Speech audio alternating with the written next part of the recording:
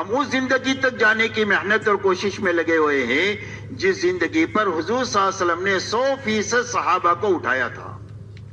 اب صحابہ میں کیا تھا؟ فرمایا 100% صحابہ میں دو بنیادیں ایک ساتھ پائی جاتی تھی۔ ایک تو پورا دین اپنی حقیقت کے ساتھ پایا جاتا تھا کہ جو قرآن میں ہے وہ زندگی میں ہے۔ کانوا کتاب اللہ یمشون علی الارض، فرمایا زمین پر اللہ کی چلتی پھرتی کتاب تھے۔ جو کرنے کے لیے کہا وہ زندگی میں ہے، جس سے بچنے کے لیے کہا اس سے زندگی بچی ہوئی ہے۔ جن صفات سے متصف ہونے کے لیے اللہ نے قرآن میں فرمایا ہے اس صفات سے زندگی متصف ہے، اور جس صفات سے دور رہنے کا حکم دیا ہے ان صفات سے اپنی زندگی کو بچائے ہوئے ہے۔ وہ کتاب قرآن کا نمونہ تھے جو زمین پر چل پھر رہے تھے۔ ایک مرتبہ ایک غیر مسلم نے کہا کہ تمہارا قرآن کہاں ہے؟ تو ایک صحابی کی طرف اشارہ کر کے فرمایا ھذا کتاب اللہ یمشی علی الارض، فرمایا اللہ کی کتاب ہے جو زمین پر چل پھر رہی ہے۔ تو ایک تو پورا دین اپنی حقیقت کے ساتھ زندگی میں تھا، اور زندگیوں میں دین پورا آئے گا تو اللہ کے وعدے پورے ہوں گے۔ اللہ تعالیٰ نے قرآن پاک میں بڑے بڑے وعدے کیے اس امت کے لیے۔ کیا اس امت کو ہم کیا دیں گے؟ فرمایا سربلندی دیں گے۔ فرمایا اس امت کو کیا دیں گے؟ فرمایا محبتیں دیں گے آپس میں۔ کیا اس امت کو کیا دیں گے؟ کیا اس کو خلافت دیں گے؟ کیا اس امت کو کیا دیں گے؟ فرمایا دین کو، ان کے دین کو قوت دیں گے کہ دنیا کے سارے شعبوں پر قرآن کا راج ہوگا، منمانی کا اور نفسانیت کا راج نہیں ہوگا، بلکہ جو قرآن کہے گا ایسی زندگی کے مطابق حکومتیں بھی ہوگی، مزدوری بھی ہوگی، تجارت بھی ہوگی اور کھیتی بھی ہوگی۔ ہر آدمی اپنی ذاتی زندگی میں اور اجتماعی زندگی میں قرآن کے حکموں کا پابند بن کر کے جیے گا۔ ایسی قوت ہم دین کو عطا فرمائیں گے، اور ان کے خوف و ہراس کو امن سے بدل دیں گے۔ ان کے خوف و ہراس کو امن سے بدل دیں گے، دنیا کی زندگی کو پاکیزہ زندگی عطا فرما دیں گے، اور آخرت جنت کی شکل میں ان کی بنا دیں گے، جس کے بعد کبھی وہاں سے یہ نکلنا نہیں چاہیں گے، کبھی وہاں سے ان کو نکالا نہیں جائے گا۔ اس لیے میرے محترم بزرگوں دوستو، ایک تو 100% صحابہ میں پورا دین اپنی حقیقت کے ساتھ پایا جاتا تھا۔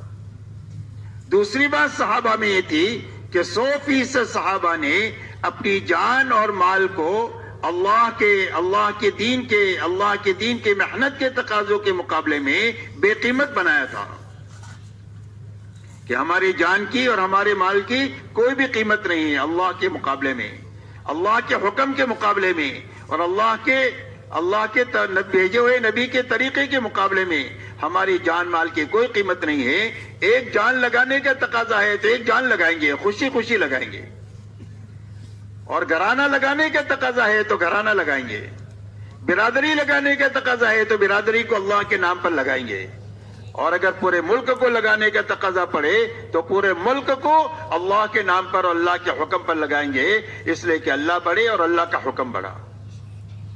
ایسا ہی ہمارا مال ہماری نگاہوں میں بے قیمت ہے۔ مسلمان کا مال تو بہت قیمتی ہے۔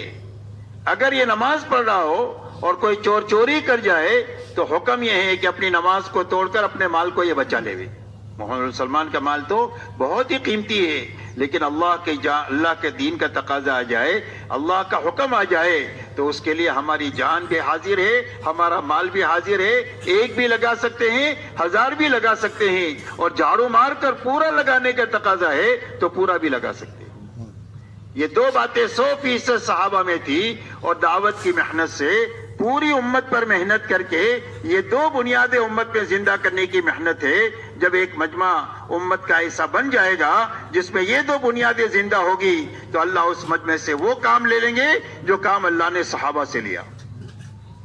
اگر یہ تھوڑے ہوں گے تو اللہ اپنے لشکروں کو ان کے ساتھ کر کے اللہ زیادہ کر دیں گے، اور اگر یہ کمزور ہوں گے تو اللہ اپنے قوت ان کے ساتھ ملا کر ان کو قوی بنا کر کے اللہ وہ کام لے لیں گے، اور دنیا کی کوئی طاقت ان کے بیچ میں آ نہیں سکتی ہے، ان کو روڑا اٹکا نہیں سکتی ہے۔ اللہ اپنی قدرت سے کام کریں گے اور اس مجمع کے ذریعے سے کریں گے جن میں یہ دو بنیادیں زندہ ہوں۔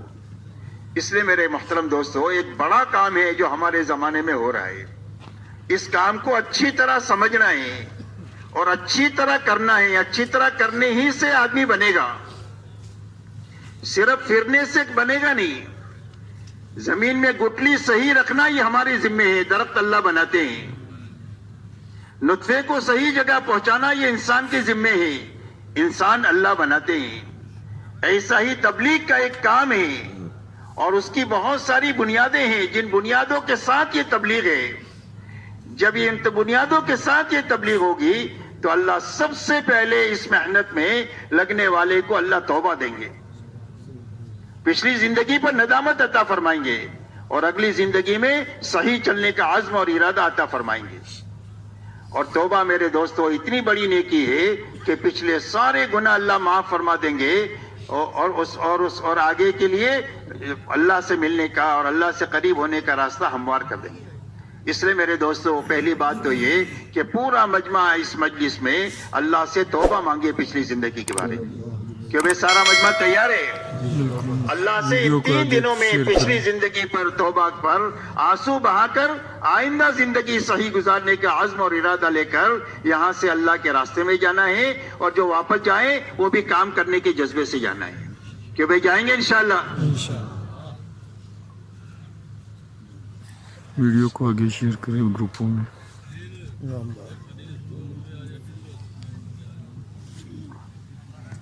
تو اس لیے ایک تو پورا دین سمجھنے کے لیے اور اپنی زندگی میں لانے کی طاقت پیدا کرنے کے لیے تبلیغ ہے۔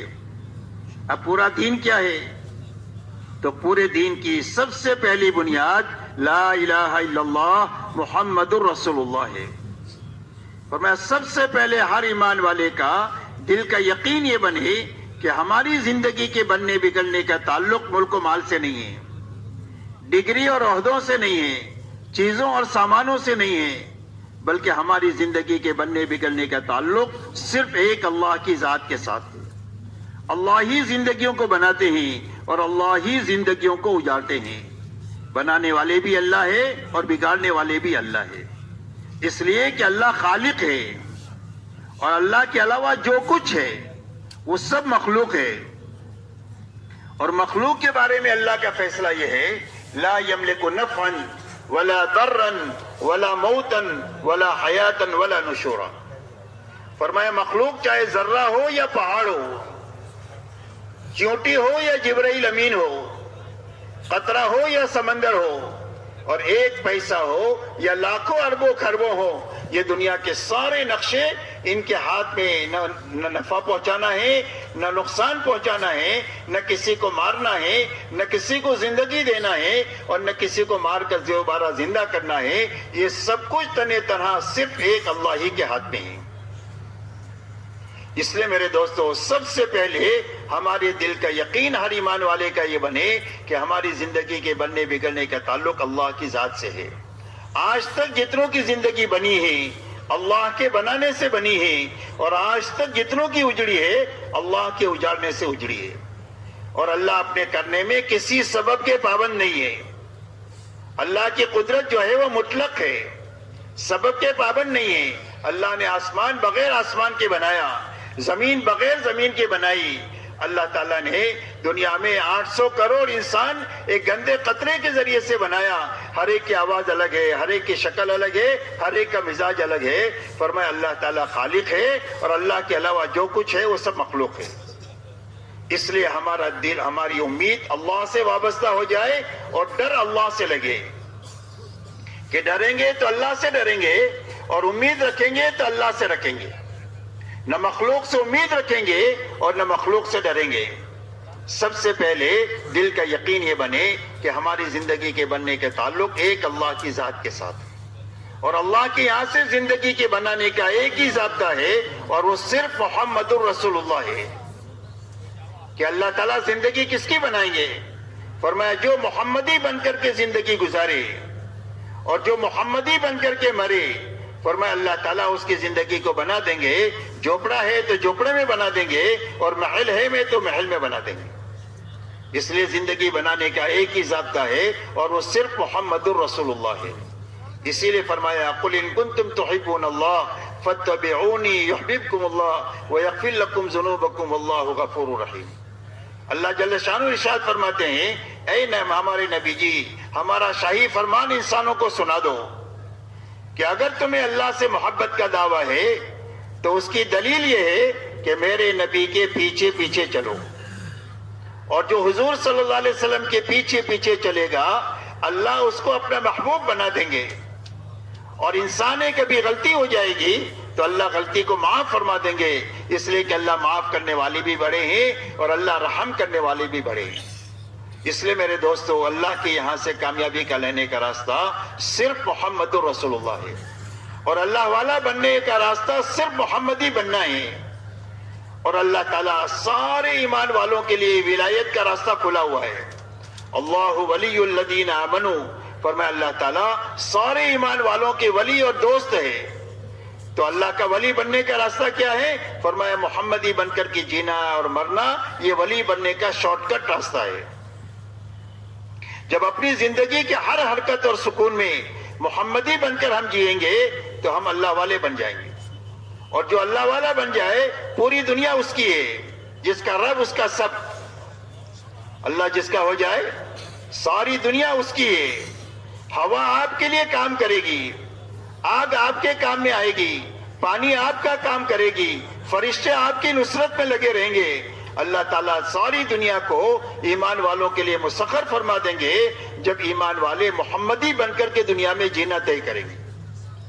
اسی لیے صحابہ کی زندگی میں آپ کو ملے گا کہ جب کبھی بھی ضرورت پڑی آگ کے پر قابو پانے کی تو ہاتھ سے آگ پر قابو پا لیا تمیم داری نے مدینہ منورہ میں.